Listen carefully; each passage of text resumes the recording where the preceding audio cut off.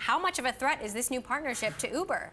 Yeah, well, it's the enemy of my enemy is my friend. But this is also potentially very useful to Waymo to have a way to deploy their self-driving cars through Lyft. I think it makes Waymo and Lyft, if they're actually able to do something with this, a much more credible threat to Uber. So I guess in that sense, it is a threat. There's so much we don't know about sort of the autonomous landscape and how these companies will actually compete, but it's definitely a strong partnership for Waymo and Lyft. Now, at the same time, a judge is weighing whether to freeze Uber's self-driving efforts altogether as this case proceeds. What is the latest on that? So we just got word on the preliminary injunction was really the most imminent barrier to Uber's self-driving car program. The judge basically said Anthony Lewandowski, the head of your program, or the former head, can't be involved in LiDAR, these lasers that the cars use to see everything around. Uber had basically already done that. So the preliminary injunction isn't stopping Uber from doing a lot of the work it was already doing.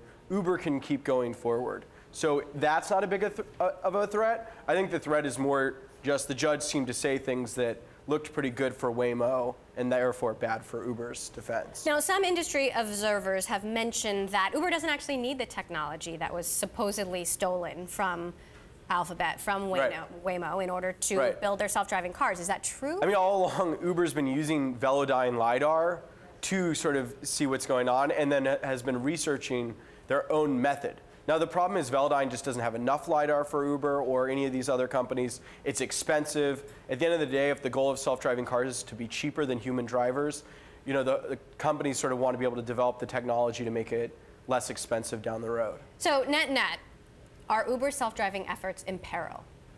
I think it still hangs on this case, but the timeline to find out is much further off. Like, the initial fear was about this preliminary injunction. We seem to have gotten past that. And now it's how this court battle, which will take a lot of time, sort of turns out what the ultimate consequences are. But it seems like they're allowed to go forward for now, and that's good for Uber.